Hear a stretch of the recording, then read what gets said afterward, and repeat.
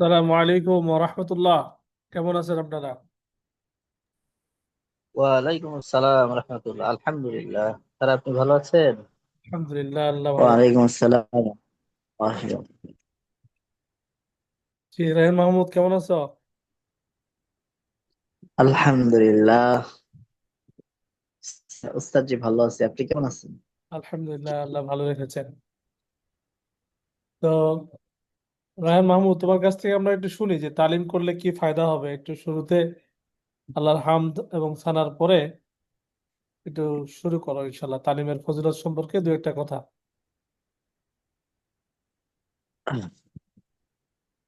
আচ্ছা, আলহামদুলিল্লাহ। সালাতু ওয়াসসালামু আলা মান লা নাবিয়্যা বা'দা। আম্মা বা'দ, ফাআউযু বিল্লাহি মিনাশ শাইতানির রাজীম। বিসমিল্লাহ। ইউতিল হিকমাতা মান ইয়াশা ওয়া মান ইউতাল হিকমাতা ফাকাদ উতিয়া খায়রান কাসীরা ওয়া মা ইয়াযাক্কারু ইল্লা উলুল আলবাব। আল্লাহ তাআলা ইরশাদ করেন, ইউতিল হিকমাতা মান ইয়াশা, তিনি যাকে ইচ্ছা তাকে হিকমত, প্রজ্ঞা দান করেন।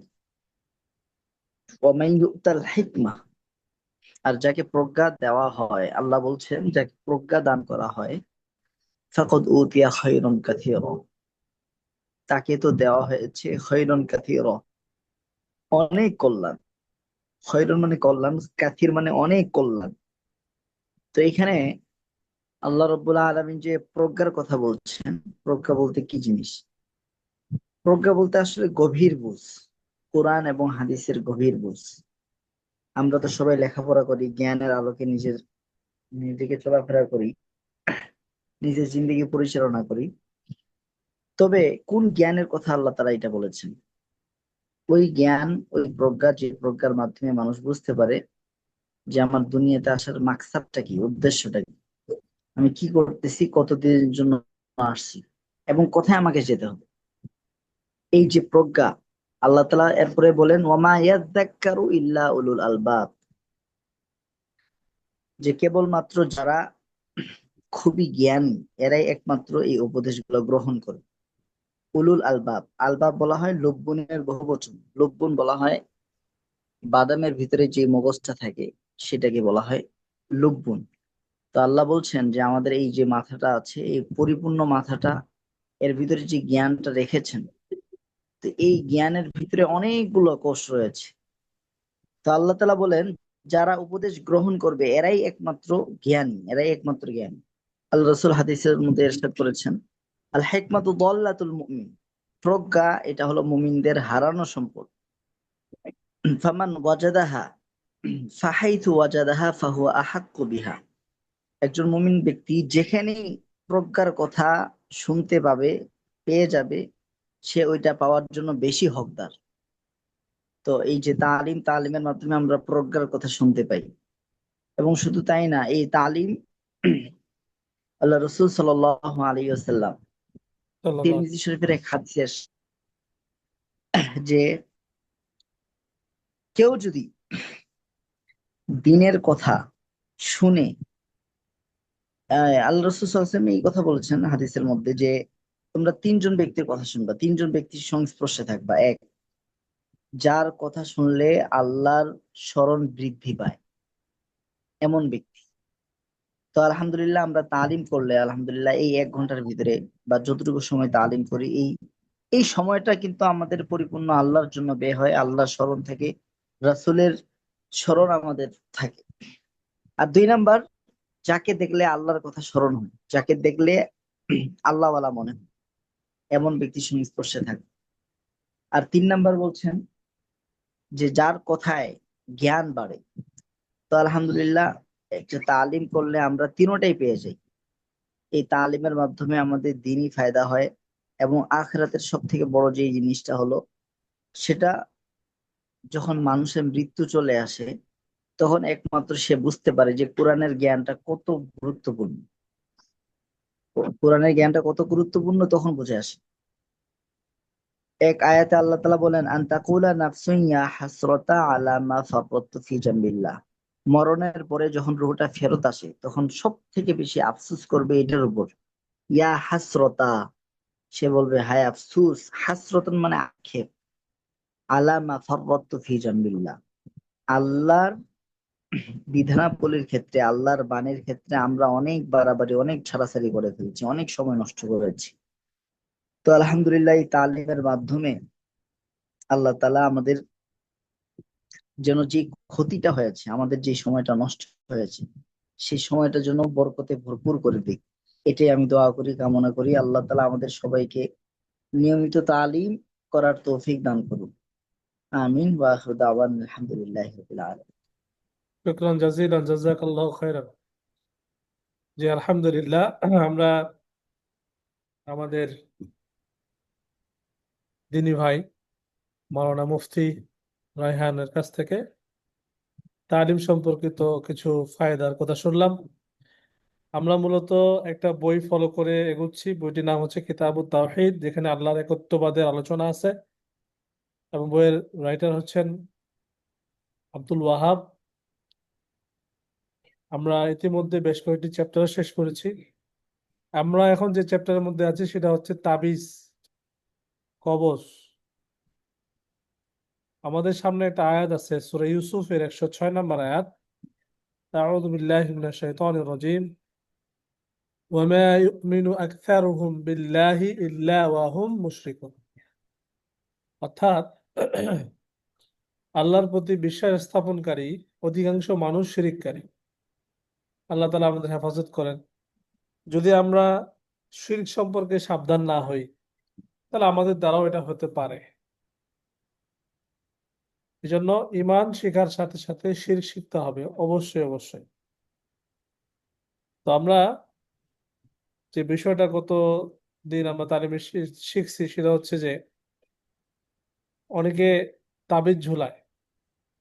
তাবিজ ঝুলালে তার অন্তরটা তাবিজের দিকেই ধাবিত হয়, অর্থাৎ তাবিজই তাকে সুস্থ করবে, এরকম একটা ধারণা চলে আসে, কারণ সেটা মাধ্যম অবলম্বন করলো। মান তাআল্লাকা তামিমাতান ফাকাদ আশরাকা, অর্থাৎ যে ব্যক্তি তাবিজ ঝুলালো সে শিরক করলো। তো এটারই বর্ণনা থেকে আমরা যেটা পাইছি সেটা হচ্ছে যে এই ব্যক্তি জ্বর কমানোর জন্য হাতে সুতা অথবা তাগা পরিধানগত অবস্থায় ইমাম ইবনে ইমাম সরি ইবনে আবি হাতেমের সামনে আসলেন। উনি দেখে বললেন যে দেখো, এটা তুমি কেটে ফেলো, ছুঁড়ে ফেলো। উনি কেটে ফেললেন নিজেই যদিও, এবং বললেন যে দেখো, অধিকাংশ মানুষ আল্লাহর উপর বিশ্বাস স্থাপন করে ঠিকই, কিন্তু সে অজান্তে শিরকারী হয়ে থাকে। তো এখান থেকে আমরা যে শিক্ষাগুলো পাই সেগুলো একটু সামারি করে সামনের চ্যাপ্টারে যাব ইনশাল্লাহ। একটা হলো, রোগ নিরাময়ের উদ্দেশ্যে আংটি, বালা ও সুতা পরিধান করার ব্যাপারে শরীয়তে অত্যাধিক কঠোরতা আছে। এগুলো আমাদের অবলম্বন করা থেকে বিরত থাকতে হবে। অমুক পাথরের আংটি, বালা, সুতা, তাগা এগুলো কিছু উপকার করে না, বরং মানুষের ঈমানকে হরণ করে। জি। আর শিরকে লিপ্ত ব্যক্তির অজ্ঞতার অজুহাত গ্রহণযোগ্য নয়।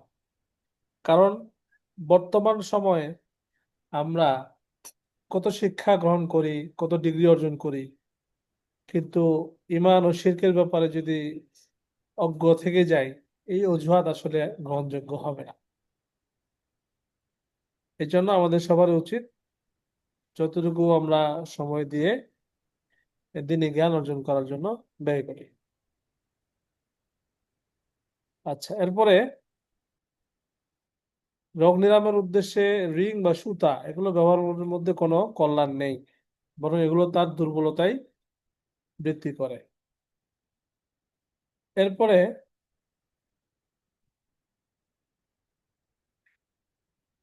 মানুষ যখন তাবিজকে একমাত্র মনে করে যে এটাই আমাকে সুস্থ করবে, এটাই আমার সুস্থ করার মাধ্যম, এটাই যদি আমাকে সুস্থ করে, তাহলে এটা সম্পূর্ণ শিরক হবে, যেহেতু এটা আল্লাহর স্থানে বসায় ফেললো। বিশ্বাসটা আল্লাহর যে মর্যাদা ছিল সেখানে তাবিজকে বসাইলো, তাহলে সেটা বড় শিরক হবে। আর যদি মাধ্যম মনে করে, অথচ এটা মাধ্যম না, অর্থাৎ কতগুলো ওষুধ আছে, ওষুধ আমরা খাই। ওষুধ কিন্তু সুস্থ হওয়ার একটা মাধ্যম আল্লাহ তাআলার ইচ্ছায়। তো ওটাকে কেউ যদি মাধ্যম মনে করে সমস্যা নেই, কিন্তু যেগুলো অহেতুক ব্যবহার করা হয়, যেগুলোর কোনো বৈজ্ঞানিক ভিত্তিও নাই, সেগুলোকে কেউ যদি মাধ্যম মনে করে সেটা সরাসরি করে। এরপরে শামুক, কড়ি, শঙ্খ এগুলো যদি কেউ লটকায় বদনজর থেকে বা চোখ লাগা থেকে, এগুলো শিরকে অন্তর্ভুক্ত হবে। এবং যারা এগুলো ব্যবহার করে তাদের আশা যেন পূরণ না হয় এ ব্যাপারে আল্লাহ রসুল দোয়া করছেন, বদদোয়া করছেন যে তাদের আশা যেন আল্লাহ পূরণ না করেন। জি, আজকে আমরা নতুন চ্যাপ্টার শুরু করতে যাচ্ছি ইনশাল্লাহ। চ্যাপ্টার শুরুতে একটা হাদিস দিয়ে শুরু করব। আজকে চ্যাপ্টার নাম হচ্ছে ঝাড়ফুঁক ও তাবিজ কবজ। আমি শুরুতে আহ্বান জানাবো ফিরোজ আহমেদকে। রাকিবুল হাসান আছেন, রাকিবুল হাসান ভাইকে আগে সুযোগ দিই ইনশাল্লাহ। হ্যাঁ, রাকিবুল হাসান ভাই। আসসালামু আলাইকুম ওয়া রাহমাতুল্লাহ। আলহামদুলিল্লাহি ওয়াহদা ওয়াসসালাতু ওয়াসসালামু আলা মান লা নাবিয়্যা বাদা। বিসমিল্লাহির রহমানির রহিম। আজকের অধ্যায় হলো ঝাড়ফুঁক ও তাবিজ কবজ। আবু বাশির আনসারী রাদিয়াল্লাহু তাআলা আনহু থেকে বর্ণিত আছে যে একদা তিনি কোনো কোনো এক সফরে রাসূল সাল্লাল্লাহু আলাইহি ওয়াসাল্লাম এর সাথে ছিলেন। লোকেরা তখন নিজ নিজ বাসস্থানে ছিল। রাসূল সাল্লাল্লাহু আলাইহি সাল্লাম একজন সংবাদ বাহক পাঠিয়ে তাদেরকে নির্দেশ দিলেন, কোনো উটের গলায় যেন কোনো ধনুকের রশি বা হার বাঁধা না থাকে, থাকলে যেন অবশ্যই তা কেটে ফেলা হয়। আমরা ছোটবেলায় গ্রামে দেখতাম ওই গরুর গলায় অনেক সময় মাটির এক ধরনের গোলাকৃতির দুই পাশে রশি দিয়ে গলার সাথে ঝুলিয়ে দেওয়া থাকতো। হ্যাঁ, এটা আসলে আগে মানুষ কি কারণে রাখতো, কল্যাণের জন্যই রাখতো বা কোনো অসুখ বিসুখ বিভিন্ন অবস্থা থেকে বাঁচানোর জন্য হয়তো বা এরকম দিয়ে রাখতো অনেক সময়। তো এটার ব্যাপারেই এই হাদিসটা রাসূল সাল্লাল্লাহু আলাইহি সাল্লাম থেকে আবু বাশার আনসারী থেকে বর্ণিত আছে। রাসূল সাল্লাল্লাহু আলাইহি সাল্লাম এরকমটা করতে নিষেধ করেছেন। আব্দুল্লাহ ইবনে মাসুদ রাদিয়াল্লাহু আনহু থেকে বর্ণিত আছে, তিনি বলেন, আমি রাসূল সাল্লাল্লাহু আলাইহি ওয়াসাল্লামকে বলতে শুনেছি, ঝাড়ফুঁক ও তাবিজ কবজ ঝুলানো শিরক। আব্দুল্লাহ ইবনে মাসুদ রাদিয়াল্লাহু তাআলা আনহু থেকে বর্ণিত আছে যে তিনি বলেন, আমি রাসূল সাল্লাল্লাহু আলাইহি ওয়াসাল্লামকে বলতে শুনেছি, ঝাড়ফুঁক ও তাবিজ কবজ ঝুলানো শিরক। আব্দুল্লাহ ইবনে উকাইম থেকে মারফু হাদিসে বর্ণিত আছে, যে ব্যক্তি কোনো জিনিস লটকায় সে উক্ত জিনিসের দিকেই সমর্পিত হয়, অর্থাৎ এর কুফল তার উপরেই বর্তায়। এই হাদিস থেকে প্রতীয়মান হয় যে কোনো ব্যক্তি যদি তার মঙ্গলের উদ্দেশ্যে কোনো জিনিস তার সাথে ঝুলায়, যেমন হতে পারে আংটি, তাগা, বিভিন্ন কিছু, এটা যদি ঝুলায় তাহলে তার অন্তর বা তার যে শেফার যে একটা আল্লাহর পক্ষ থেকে শেফা আসার কথা ছিল, মূলত সেটা তো আসেই না, বরং তার এই ভ্রান্ত ধারণা, ভ্রান্ত বিশ্বাসের কুফল যেটা হয় এটা তার উপরই বর্তায়। তাবিজ হচ্ছে এমন একটা জিনিস যা চোখ লাগা বা কুদৃষ্টি লাগা থেকে বাঁচার জন্য সন্তানের গায়ে ঝুলানো হয়। ঝুলন্ত জিনিসটি যদি কোরআনের অংশ হয়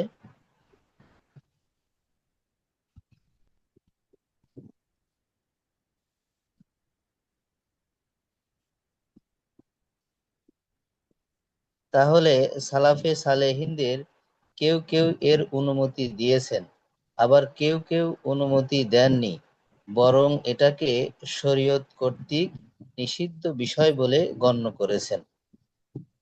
ইবনে মাসুদ রাদিয়াল্লাহু তাআলা আনহু এই অভিমতের পক্ষে রয়েছেন। আর রুকা বা ঝাড়ফুঁককেও আজায়েব নামে অভিহিত করা হয়েছে। যেসব ঝাড়ফুঁক শিরক মুক্ত তা দলিলের মাধ্যমে খাজ করা হয়েছে। তাই রাসূল সাল্লাল্লাহু আলাইহি ওয়াসাল্লাম চোখের কুদৃষ্টি লাগা এবং সাপ বিচ্ছুর বিষ দূর করার জন্য ঝাড়ফুঁক করার অনুমতি দিয়েছেন। আচ্ছা, একটু সামারি করি আমরা ইনশাল্লাহ। অর্থাৎ একটু সামারি করি। জি স্যার। যতটুকু আমরা পড়লাম তার মধ্যে থেকে কিছু ডেফিনেশন আমরা শিখছি এখানে। যে তামাইম হচ্ছে আরবি শব্দ, বাংলা হচ্ছে তাবিজ। এটা সাধারণত চোখ লাগা বা কুদৃষ্টি লাগা থেকে বাঁচার জন্য সন্তানদের গলায় বা গায়ে ঝুলানো হয়। আর এটার ব্যাপারে দুটা মত আছে। কেউ বলছে যে কোরআনের আয়াত যদি হয় তাহলে সমস্যা নেই। আবার আরেকটা মত হচ্ছে না, এটাও করা যাবে না, কারণ অনেক সময় কি কোরআনের আয়াত সম্বলিত তাবিজ নিয়ে সে টয়লেটে যাচ্ছে, অর্থাৎ নাপাক জায়গায় যাচ্ছে। উম, এতে কোরআনের অবমাননা হতে পারে। এই জন্য এখান থেকে নিষেধ করা হয়েছে। এবং বৈধ ঝাড়ফুঁক বলতে এখানে দুইটা ক্ষেত্র বলা হয়েছে, দেখছেন, যে চোখের কুদৃষ্টি লাগা এবং সাপ বিচ্ছুর বিষ দূর করা। এই দুইটা বিষয়ে ঝাড়ফুঁকের অনুমতি আছে।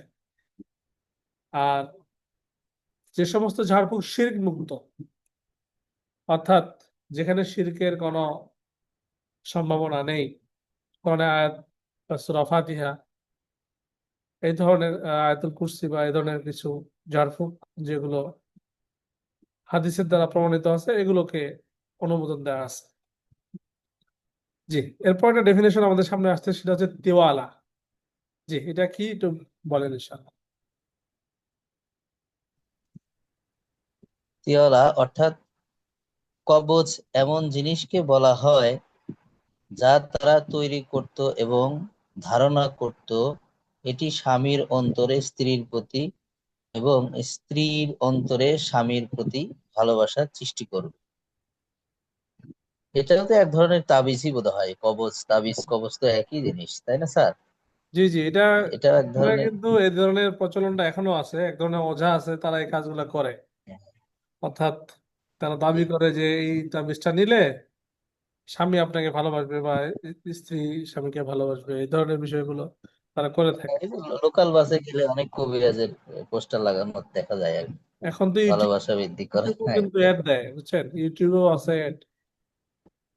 হ্যাঁ। ইউটিউবের মাধ্যমে অনেকে অ্যাড দিয়ে থাকে এই ধরনের। জি, আমাদের মাঝে আজকে অনেকে উপস্থিত আছেন, বিশেষ করে ডক্টর রস্তম আলী ভাইকে অনেকদিন পর পেয়েছি। বাকি কথা বলবেন? রস্তম আলী ভাই আছেন আমাদের সাথে?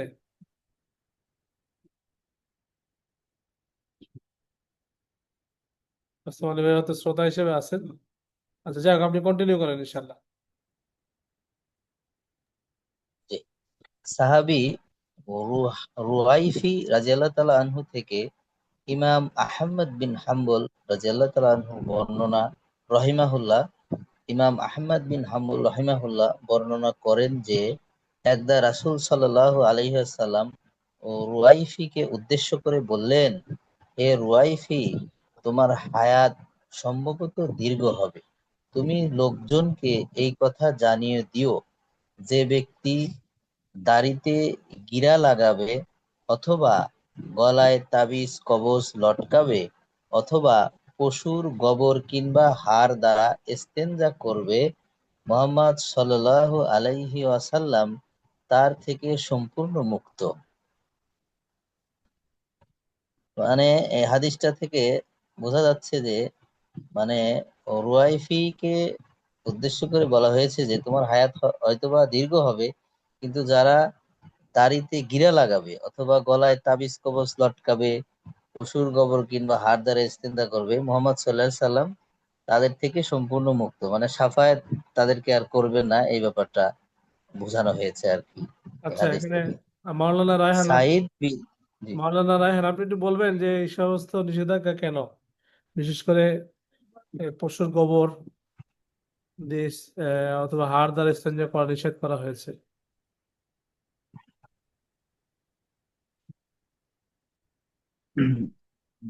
কোত্থেকে?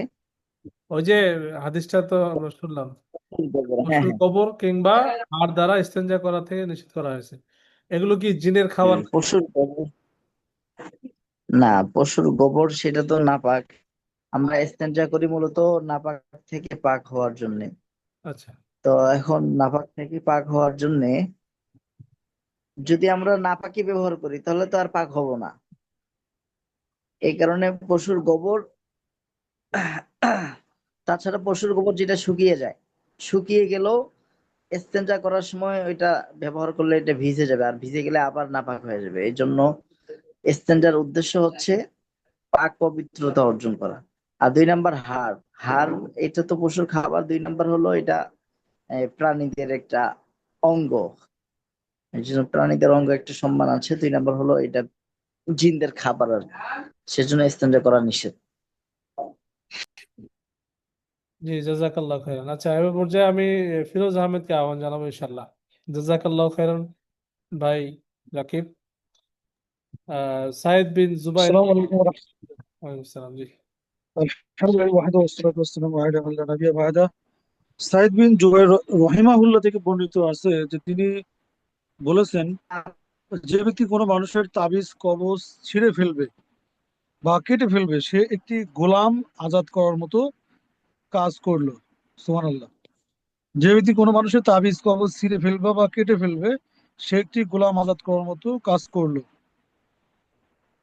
ইমাম ওয়াকিবুল জাররাহ হাদিসটি বর্ণনা করেছেন, তবে হাদিসের সনদ দুর্বল।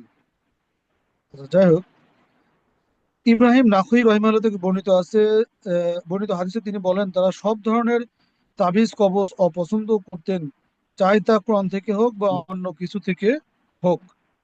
এখনকার সালফে সালেহিন যারা আছেন তারাও কিন্তু এটাই বলে যে আপনার হচ্ছে কোনটা কোরআনের আয়াত দিয়ে করছে, কোনটা কোরআনের আয়াত দিয়ে করে নাই। আহ এগুলো কোরআনে আসছে মানুষের সেবার জন্য, এগুলো পড়তে হবে, পড়ে রুকিয়ে করতে পারে। কিন্তু তাবিজ গলায় রাখতে হবে, ঝুলায় ফেলতে হবে, তাহলে তো মানুষের প্রত্যেকটা মানুষেরই হচ্ছে এরকম মানে গলায় ঝুলানো থাকতে একটা কেমন, মানে কেমন দেখা যেত।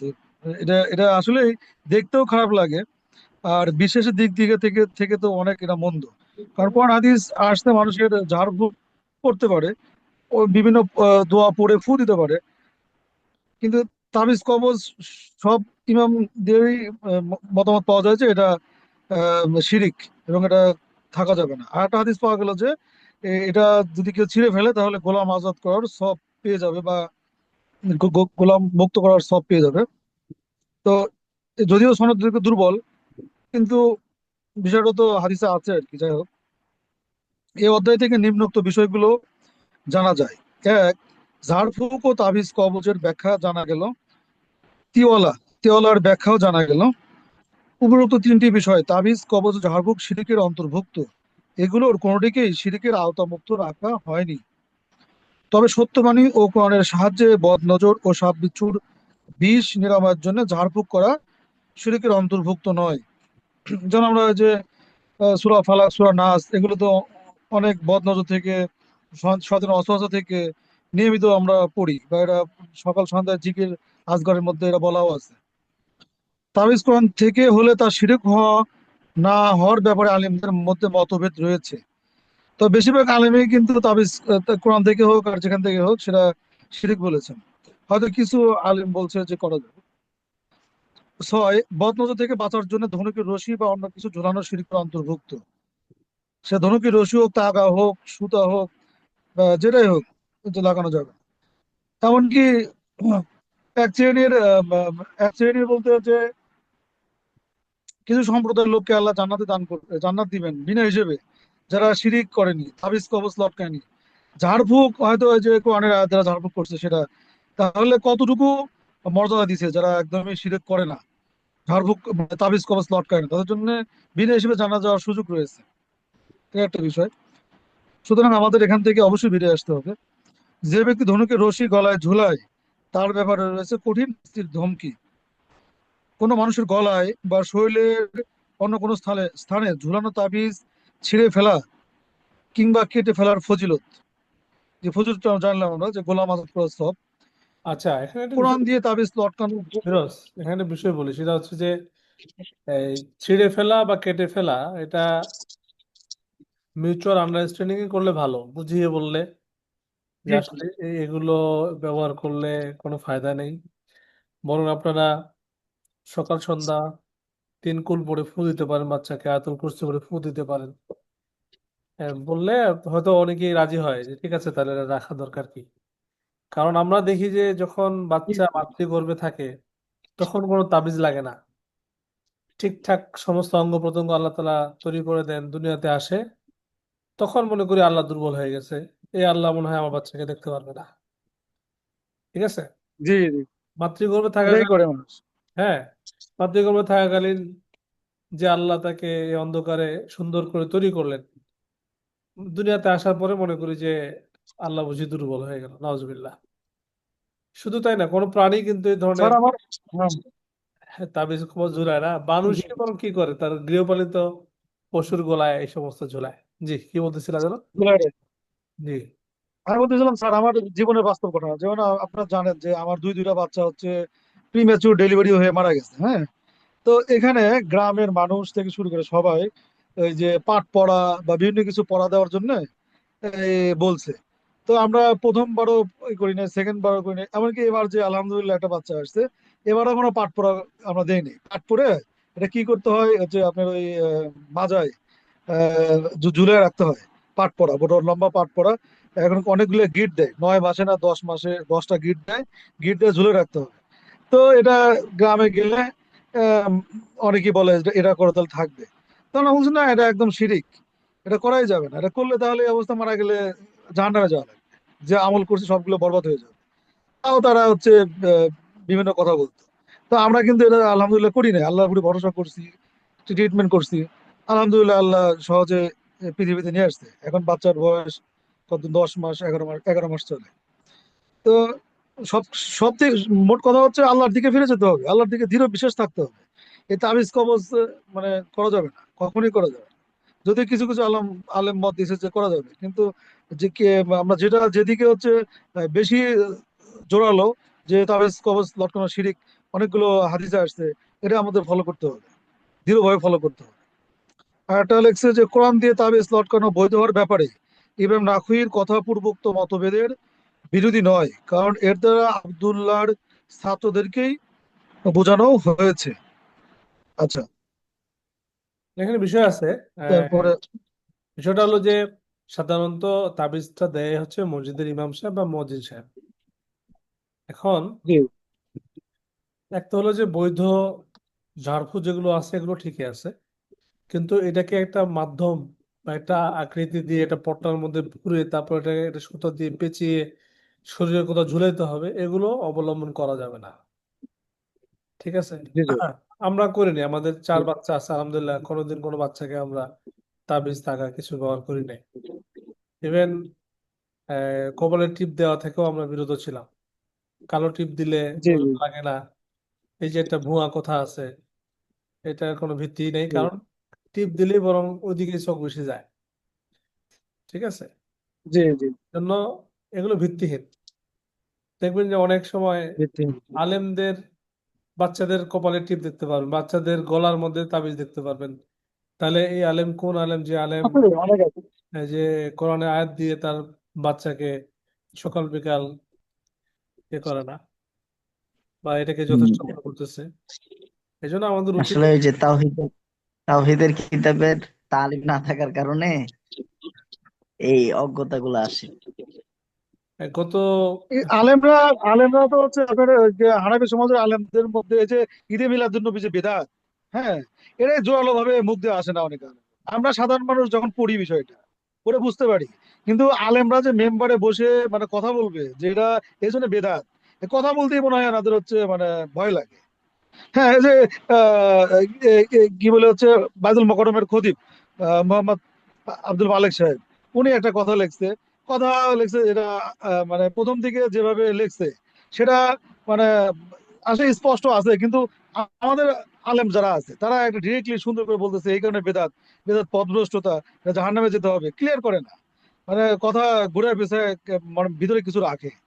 রাখার দরকার নাই তো, সাধারণ মানুষ যারা পড়তেছে বা আলেম সমাজ, আহলে হাদিস আলেম যারা আছে, তারা তো অনেক ডিরেক্টলি সুন্দর করে বলতেছে, এভাবে কেন বলে না তারা? এ বললেই তো তাহলে মানুষ আরো মানে জানবে, বুঝবে বা দৃঢ়তা পাবে, শক্তি পাবে, যেটা এটা বাদ দিতে হবে। জি, আমি হ্যাঁ, যাই হোক। গতকাল গতকালকে বুটেক্সের এক্স ভিসি মাসুদ স্যারের সাথে কথা হচ্ছিল। উনি বলতেছিলেন যে ওনার ছেলে কিন্তু আলেম, উনি বলতেছিলেন যে বাংলাদেশের মাদ্রাসাগুলোতে আসলে ঈমান শেখানোর কোনো সিলেবাস নাই, অর্থাৎ তাওহীদ নিয়ে কোনো পড়াশোনা নাই। অথচ সৌদি আরবের ইসলামিক যে সেন্টারগুলো আছে, দাওয়াত সেন্টারগুলো আছে, ওখানে সাধারণ মানুষ যারা মেহনতি মানুষ বাংলাদেশ থেকে যায়, শ্রমিক হিসেবে যায়, তারাও কিন্তু ওখান থেকে বিনা পয়সায় তাওহীদ শেখার সুযোগ পাচ্ছে। হালাকাগুলোতে অ্যাটেন্ড করে, অনেক কিছু বই তারা ফ্রি ডিস্ট্রিবিউট করে, সেগুলো পড়ে কিন্তু সেখান থেকে একটা জ্ঞান তারা পায়। আসলে কিতাবুত তাওহীদ এটা আসলে প্রত্যেকের জন্যই পড়া জরুরি, তাহলে সত্য জি, মিথ্যার মধ্যে আসলে পার্থক্য করে সে বুঝতে পারবে। এটা জি। বাস্তব। একটা জিনিস হলো যে আসলে আমাদের বাংলাদেশের যেই এখন ইদানিং আলহামদুলিল্লাহ সালাফি মাদ্রাসাগুলা বেশ ব্যাপক হচ্ছে। তাদের মাদ্রাসায় শুরুতেই কিতাব ও তাওহীদের উপর গুরুত্বপূর্ণ একটা কিতাব থেকে, দর্স থেকে আলাদাভাবে। কিন্তু বাদবাকি কওমি মাদ্রাসা এবং অন্যান্য মাদ্রাসার যে সিলেবাস গুলা, এগুলা প্রায় 7 থেকে 8 বছর আপনার শুধু শেখানো হয় কোরআন হাদিস বোঝার জন্য যেগুলা দরকার। কিন্তু আসল জায়গায় আসল এলেম হলো তো কোরআন এবং হাদিস। এখানে গিয়ে আমাদের লেখাপড়ার দেখা যায় প্রাতিষ্ঠানিক লেখাপড়াটা আমাদের শেষ হয়ে যায়, যার কারণে অনেকে এই ব্যাপারে অজ্ঞই থেকে যায়। আর একেবারে যখন মানুষ ফ্যামিলি নিয়ে জড়িত হয়ে যায় তখন আর এগুলা থাকে না, যার কারণে এদের ভিতরে অজ্ঞতা একটু বেশি থাকে। এটা বাস্তব। আমি নিজেই 10 বছর পড়ছি, কিন্তু তাওহীদের উপর, ইমানিয়াতের উপর, এরপরে আপনার কুফুর, বেদাত, শিরিক, এগুলার কিতাবগুলা ঐচ্ছিক থাকে, মানে কেউ পড়লে পড়লো, না পড়লে নাই। কিন্তু দর্স ভিত্তিক, ক্লাস ভিত্তিক এগুলো কোনো বই পড়ানো হয় না, যার কারণে আমার কাছে এটা খারাপ লাগে। আসলে রায়হান কিন্তু বাংলাদেশের মোটামুটি স্বনামধন্য শিক্ষা প্রতিষ্ঠানগুলোতে পড়াশোনা করছে। চট্টগ্রামে কি 8হাজারি না? জি জি জি। 8হাজারিতে পড়াশোনা করছে রায়হান। 8 হাজার। ঢাকার যে আর বসুন্ধরা, ঢাকায় বাড়ি বাড়িধারা, গুলশান, গুলশান বাড়িধারা। বাড়িধারা যে বসুন্ধরা মাদ্রাসা ছিল সেখানে পড়াশোনা করছে। আলহামদুলিল্লাহ তাকে ভালো মাদ্রাসা। জি জি, দিনে প্রদান করছে এবং লেখাপড়ার লাইনে মাশাআল্লাহ অনেক আগে গেছেন। আল্লাহ তাআলা যেন আরো তৌফিক দান করেন। জি, আমাদের আমিন আমিন। মাঝে আরো অনেকেই আছেন যারা আপনারা কথা বলতে পারেন। আমরা আজকে আর নতুন চ্যাপ্টারে যাচ্ছি না, আর 3 মিনিট আছে, নতুন চ্যাপ্টারে আমরা যাব না। আমরা যেটা শিখলাম আজকে সেটা হচ্ছে তাবিজ কবজের বিষয়ে, এগুলো আমাদেরকে জানতে হবে এবং সে অনুযায়ী আমাদেরকে আমল করতে হবে। আচ্ছা স্যার, আরেকটা কথা, আব্দুল হামিদ ফাউজান ওনার একটা তাওহীদের কিতাব আছে, ছোট্ট, দর্সে হ্যাঁ, পড়ানো হয় সালাফি মাদ্রাসা, সরল ওই তাওহীদ। কিতাবটা হ্যাঁ হ্যাঁ সরল তাওহীদ। সরল তাওহীদ। হ্যাঁ হ্যাঁ হ্যাঁ, সরল তাওহীদ। ওই তাওহীদের ভিতরে আপনার সংক্ষেপে অনেক কিছু কথা আছে, ওই কথাগুলো কিন্তু অনেক সুন্দর। তার মধ্যে একটা কথা আমরা বারবার বলি, মানে এই কথাও কিন্তু বলা যায় না। যেমন সাহাবীরা যখন যুদ্ধের মধ্যে গেলেন, উহুদ যুদ্ধের মধ্যে, তখন কিছু সাহাবী শহীদ হয়ে গেছে। এখন যারা মুনাফিক এরা বলতেছে যে লাউ আতাউনা মা কুতিলু, তারা যদি আমাদের কথা শুনতো তাহলে তারা নিহত হতো না। তার মানে তারা যদি আমাদের সাথে থাকতো, বসে বসে থাকতো, তাহলে তারা নিহত হতো না। এই ধরনের কিন্তু আমরা অনেক কথা বলি, ইস ওই কাজটা যদি আমি করতাম তাহলে এমন হতো না। এই ধরনের কথা বলাও কিন্তু নিষেধ। মানে এই ধরনের অনেক সূক্ষ্ম সূক্ষ্ম কথা আছে আব্দুল হামিদ হ্যাঁ, ফাউজানের এটা কিতাবটাও। শয়তানি ওয়াসওয়াসা আছে, শয়তানি ওয়াসওয়াসা আছে। জি জি জি জি জি। কারণ হচ্ছে কেউ যদি পেছনের জীবনে কোনো কিছুতে মানে হয়, মানে ক্ষতিগ্রস্ত হয়, তাহলে অ্যাক্সিডেন্ট হতে পারে বা বিভিন্ন প্রবলেমে থাকতে পারে। তো তখন শয়তান কিছু ওয়াসওয়াসা দেয়, হ্যাঁ হ্যাঁ আমরা যদি এটা না করতাম তাহলে অ্যাক্সিডেন্ট হতাম না, ওটা না করতাম তাহলে এত ভালো কিছু হইতো, মানে এটা যদি, খারাপ কিছু হতো না। মানে যদি যদি যদি কোনো ইউজ করলে এটা এই শয়তানি ওয়াসওয়াসা, এবং এটা এটা একটা সমস্যা, এই এটা যদি আল্লাহর নিয়ে তাকদীরের কিন্তু প্রতি একটা। চ্যাপ্টার আছে, এই বইয়ে এই কিতাবের মধ্যেও আছে, যদি নিয়ে আলাদা একটা চ্যাপ্টারই আছে। আচ্ছা আচ্ছা। আচ্ছা, আরেকটা কথা সেটা হলো, এ- একটা তালিম যদি রাখা যায় এমন যে আপনার শুধু জাহান্নামীদের যে যে আয়াতগুলা আছে কোরআন থেকে, হ্যাঁ, ওস্তাদ আপনি যদি চান, এরপর আপনি হাদিস থেকে। আপনি একটা নির্দিষ্ট দিন ধার্য করে আমাদেরকে সময় দিবেন, তাহলে আমরা ওটা করতে পারবো, সমস্যা নেই হ্যাঁ ইনশাআল্লাহ। হ্যাঁ, আমি চাচ্ছি কি, মানে আসলে আসলে যা কোরআনে কারিমে যে 30 পারা আছে, 114টা সূরা, এই 114টা সূরার ভিতরে জাহান্নামের যতগুলো আয়াত আছে, কিছু কিছু আয়াত পড়লে ইনশাল্লাহ মানে ইনশাল্লাহ অবস্থা আমি টাইট হয়ে রায়হান যায়। আজকে একটু তোমাকে থামাই, আমাদের কাছে 1 মিনিটের অনেক কম সময় আছে, ফিনিশিং দিয়ে শেষ করি, ইনশাল্লাহ আগামী দিন শুনবো ইনশাল্লাহ। আজকে যারা উপস্থিত ছিলাম, আল্লাহ আচ্ছা, সুবহানাহু ওয়া তাআলা আমাদের সবাইকে উত্তম বদলা দান করুন এবং জান্নাতুল ফেরদৌস অধিবাসী হিসেবে কবুল করুন। ইনশাআল্লাহ আগামী তালিমে আবারও কথা হবে, দেখা হবে, তালিমে আমরা একত্রিত হবে এই আশাবাদ ব্যক্ত করে আজকে এখানে শেষ করছি। সুবহানাক আল্লাহুম্মা বিহামদিক, নাশহাদু আল্লা ইলাহা ইল্লা আনতা, নাস্তাগফিরুকা ওয়া নাতুবু ইলাইক। আসসালামু আলাইকুম ওয়া রাহমাতুল্লাহি ওয়া বারাকাতুহু।